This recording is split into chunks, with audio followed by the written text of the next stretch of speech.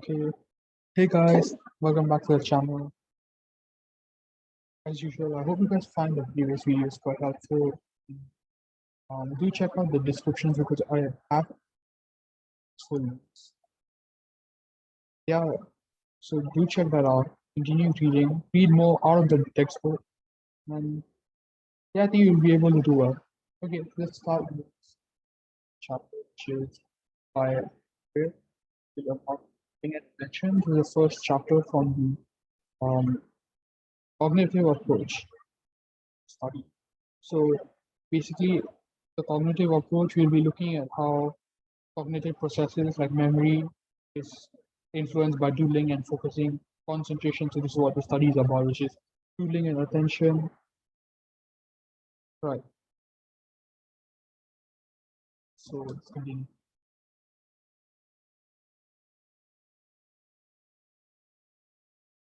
Okay, so the background.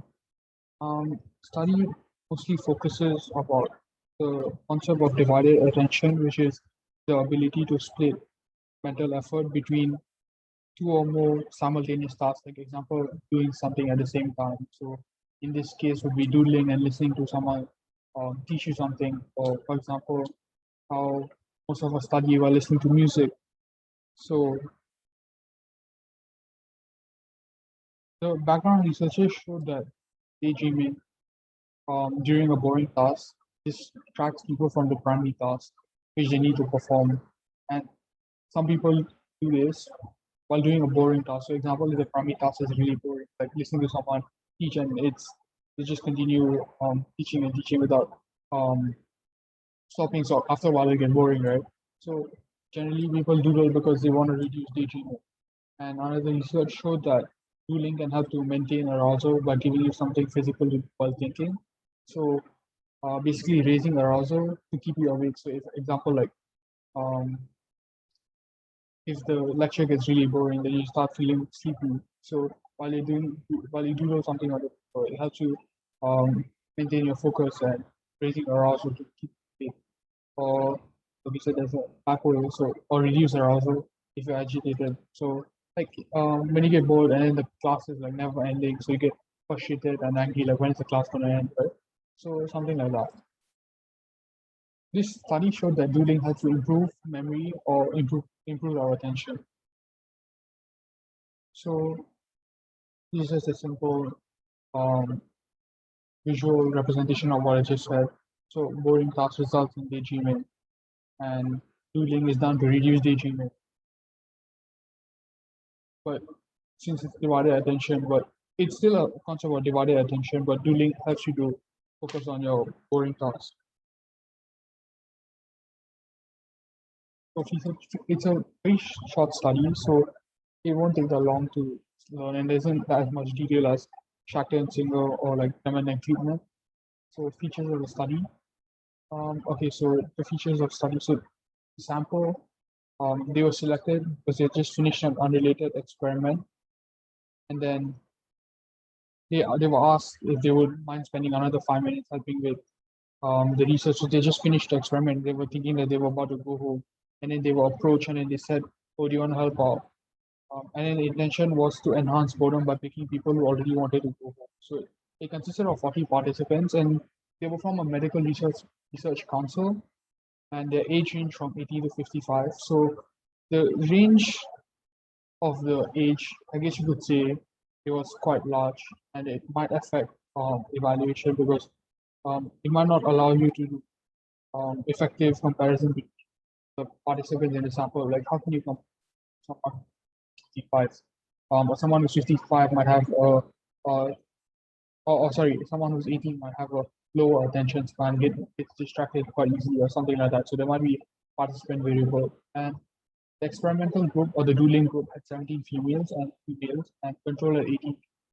So the study had a total of 5 males. So do you think that the study was quite gender representative, right? Because the uh, number of males in the study were, were very little.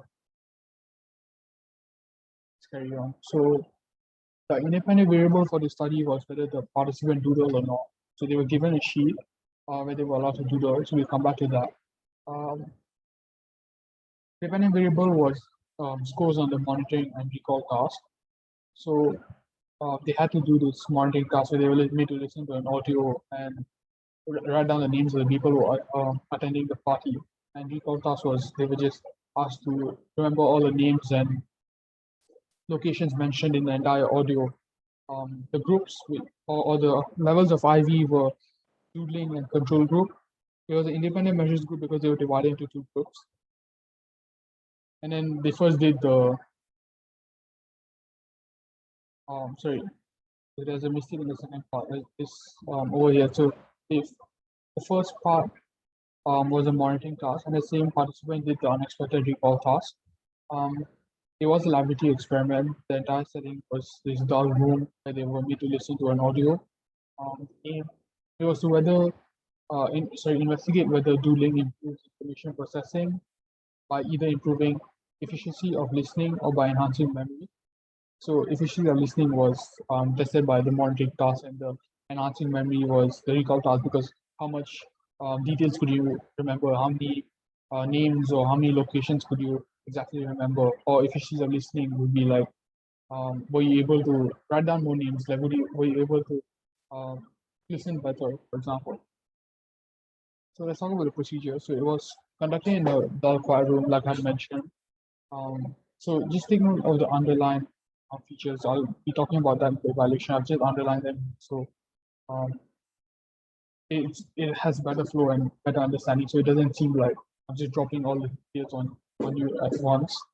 So they were made to listen to an audio which was played at a comfortable volume, and they were told to pretend as if they were speaking to a friend while listening to the audio. And the audio mentioned 8 names of people who were attending the party, a location, 3 names, and the name of one cat who were not attending the party. And there was also other irrelevant information in the audio. It was recorded with a monotonous tone at an average speed of 227 words per minute, lasted 2.5 minutes long.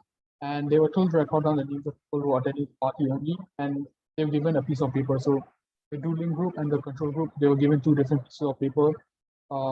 They were different because the control group were only given a sheet of blank paper, and the doodling group had a different paper which allowed them to doodle. So I'll just talk about that in the next slide. And if you take note, look at how standardized the audio is. So average speed of 227 words per minute, lasted 2.5 minutes long, and same audio was used for all participants, and it always had the same 8 names of people who are attending the party or 8 occasions. It was always standardized. So the dull and quiet room and monotonous tone, and then along with the reason why the sample was chosen just after they finished and experiment was all the small details done in the study, which was to enhance or sorry not enhance to induce boredom in the participants. So basically, after the monitoring task, they were told this. So I'm going to play you a tape. I want you to pretend that the speaker is a friend who has telephoned you to invite you to a party. The tape is rather dull, but that's okay because I don't want you to remember any of it. Just write down the names of people who will definitely or probably be coming to the party, excluding yourself. Ignore the names of those who cannot come, who can't come, and do not write anything else. So from this part of instruction, so you can tell there's another part which helped to induce boredom, where the experimenter directly told the participant that the tape is rather dull. So they will make you feel that, oh, I'm going to expect an audio which is really boring. So that's how they induce boredom in the participant. And also, just take note that because I don't want you to remember any of it, so I think that was the way that the experiments try to ensure that the participants did not try to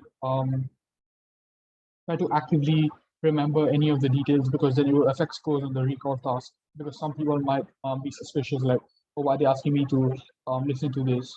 And they were also from a medical research council, so in a way you could say that they were aware of how experiments are conducted. So also they'll be like, right, so why they're making us listen to this? They probably have something a plan, like a test or something. So they're more likely to be suspicious. They might have more demand characteristics. So by saying that, I guess it tries to eliminate demand characteristics, tries to prevent participants from actively remembering it. So the results on the recall task would be slightly more valid. So again, this is this visual representation of the monitoring task. I guess it'll help you to remember the details better. So content, mention eight locations, three names of people, and one cannot attending the party, and other relevant information, eight names of people attending the party. Features of audio, monotonous tone, 2.5 minutes long in total, average speed of 227 words per minute. So you try to remember these details because it can help you to improve your answers by mentioning examples of how the procedure was standardized, for example. So what's a monitoring task? So the doodling and control group were given two different sheets of paper. So like I said, the control group were given a sheet of line paper. So it's just a simple line paper for them to write down the names of people who are attending the party. And in doodling group, they were given this sheet of paper which had shapes, rows of shapes on the right hand side. And then there was alternating rows of shapes of squares and circles, and each row consisted of 10 shapes. And left hand side, there was a wide margin, and this was for them to write down the target information. So the target information was they were told to write down the names of people who were only attending the party. And the instructions given was it doesn't matter how neatly or how quickly you do this, it is something to help relieve boredom. So again, the underlined part is to show how another way that the experimenters try to relieve boredom. And I guess you could also say that by them saying it doesn't matter how neatly or quickly you do this, you could also try to say that the experimenters try to prevent demand characteristics by moving participants away from the true aim, which was to test doodling, right? So it doesn't really give them a clear picture of what was happening. So it leaves them in this vague, uncertain mindset. So monitoring task, it was operationalized. So by the following, so mishearings like Greg for Craig were considered correct. The people attending were correct and not attending were incorrect, obviously, right? And then, or you could also, they were called false alarms, and things related to the person like sister were ignored. So they weren't really taken into consideration for calculating the final score. So you remember how the monitoring task was operationalized because it also contributes to standardize the standardization of the study. So after the recall task, after the monitoring task, they had a conversation between the participant and the experimenter, which also had an apology for misleading them because they were deceived, they were not told about the recall task, right, at the start of the study. And they completed the recall task, so they were asked to recall the names and locations. And then half the participants were asked to do names and locations, and the other did vice versa. So there was counterbalancing of the task, and there was debriefing. And finally, the participants were asked if they suspected the recall task. Similarly to how participants in Shacklin's study were asked if they suspected institutions behavior. So the results. So the doodling group, there was a mean shape which was shaded. Sorry, there's a typo here. Shape shaded was 36.3 and the range was 3 to 110. So I put an asterisk there because you can think about how participant variables affects this because the range of the number of shape shaded is massive. So you think a person who has shaded more shapes could have remembered better or he could have paid attention better. It could be possible, right? So data of 3 people from the doodling and data of 4 was discarded because they were suspicious of the recall task. And 15 people got a maximum of 8, 1% made a false alarm on the monitoring task, and a mean score of 7.8 out of 8 for the doodling group. So this is all for the doodling group. And then for the control group was only 9 people got a maximum of 8, and more people made false alarm, so 5. And they had a lower mean score, which was 7.1 out of 8. The doodling group in the recall task is recalled a mean of 7.5 pieces of information, and control group it was 29% less, which was about 5.8 pieces of information. So pieces of information in this case was both names and locations together. Okay, so on the right, it's just another part from the original research papers. I'll just read it out for you. So participants in the dueling group shaded a mean of 36.3 of the printed shapes on their response sheet, range from 3 to 110. One participant did not doodle and was replaced. participants in the control condition did not doodle. 3 doodlers and 4 controls were suspected of memory test, and none said they actively tried to remember information. So these are all important details that you could add. So, for example, the people who suspected the memory test, you could say that there was a risk of demand characteristics, and right. So, and then the T2 component then would be about the participant variables, for example. So conclusion, so people who perform the shape shading task intended to be naturalistic doodling perform better on the recall and monitoring task. So it's intended to be naturalistic doodling, because naturalistic doodling in this case would be just drawing freehand, or like it's just based on your creativity. But in this case, it was shapes, and that's not everyone doodles shapes exactly. It's more of just random patterns. And there's 2 possible explanations, which was notice more target words, which was an effect on attention, or memory improved directly, which should be seen from the monitoring and recall tasks respectively. But you couldn't distinguish between the explanations, because the entire study, there was no lack of, they lacked a measure of daydreaming. So the study was based around daydreaming, but there was no measure for daydreaming. So they did not have any self-report or qualitative measure of participants being asked like, oh, were you daydreaming during the task, and what were you daydreaming about? So let's talk about the evaluation. So the strengths and weakness. So once again, just try to read these points and see if you could try to explain why these are strengths.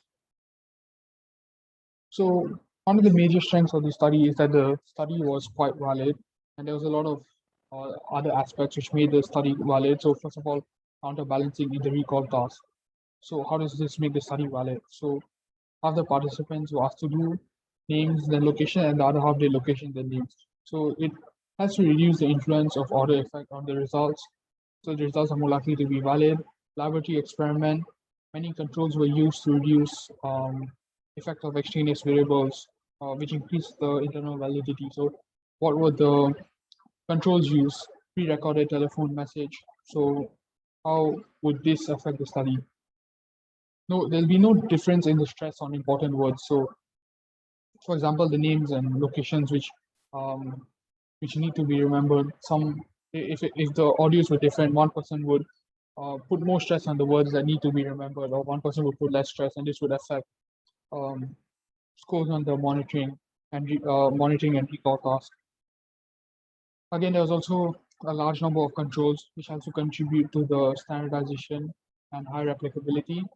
Valid data as usual, about the 3 from experiment and 4 from control were discarded. So the final sample only consisted of valid data for the data analysis. So what were some of the examples of controls in the study? Same instructions given to participants in both the groups. So I mean, in the doodling group, they had their own separate instructions, but in their own respective groups, the same instructions were given, same material, same paper, the type of paper that they were given. All participants in the doodling group were only given that specific sheet of paper which had the shapes that needed to be shaded, and then all participants also listened to the same monotonous recording with an average speed of 227 words per minute and lasted about 2.5 minutes long audio. They were also tested in the same dull environment. So if the environment was like sort of more lively, they'd be more likely to, pay more attention on the audio, so it might affect the results. So you could also say that the instructions given, so the type, so like I read out, the tape is rather dull, but that's okay because I don't want you to remember any of it. So it helped to ensure that participants did not deliberately try to memorize the features of the audio, which would basically affect scores on the recall task, because a lot of participants would have higher scores than they should. Yeah. And also there's another small part here which I'll read out for you. So operationalization of doodling was also standardized using the doodling sheets. Otherwise, there may have been between participants, and some may have and some more may have not doodled at all. So basically, it helps to standardize what doodling is, or the definition of doodling in this case. But in the same time, it does affect ecological validity as well, which I'll talk about in the week talk. So let's move on. So again, just stop for a second, read the points, and try to figure out why these are weaknesses. Okay, so sample. Okay, so the sample had multiple issues. So 40 participants, it was a very small sample size. So would it be would it be representative of the target population? Probably not. Gender biased, only 5 males. Gynocentric, because it had a larger sample of females. Opportunity sampling, they were all from the same location. They were part of a medical research council, so they would have a lot of similarities with each other. So they would reduce the representativeness of the target population. They're also from a medical research council, so like I said, so they were familiar with how experiments are conducted, more likely to be able to work out the aim. So you could also support this point by saying that 7 people's data was discarded because they suspected a recall task, and this showed that they were affected by demand characteristics, so it did lower internal validity. So independent measures design. So the major issue with independent measure design in almost all the studies is that it's affected by participant variables. So in this study, the participant variables which would affect the study would be difference in memory and attention span, which would affect scores directly on the monitoring and recall tasks. So either they could have screened the participants to show that they were all had about the same type of memory and attention span, although that would be quite difficult, but they could at least attempt to do so.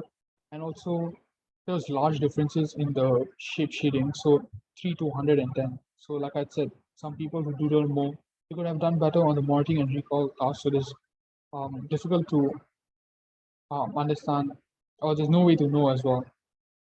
So low ecological validity. So the call wasn't representative of real life communication. It was one-way communication, although they said to pretend like as if we're trying to speak to someone. So they did try to mimic real life by saying, "Oh, try to pretend," but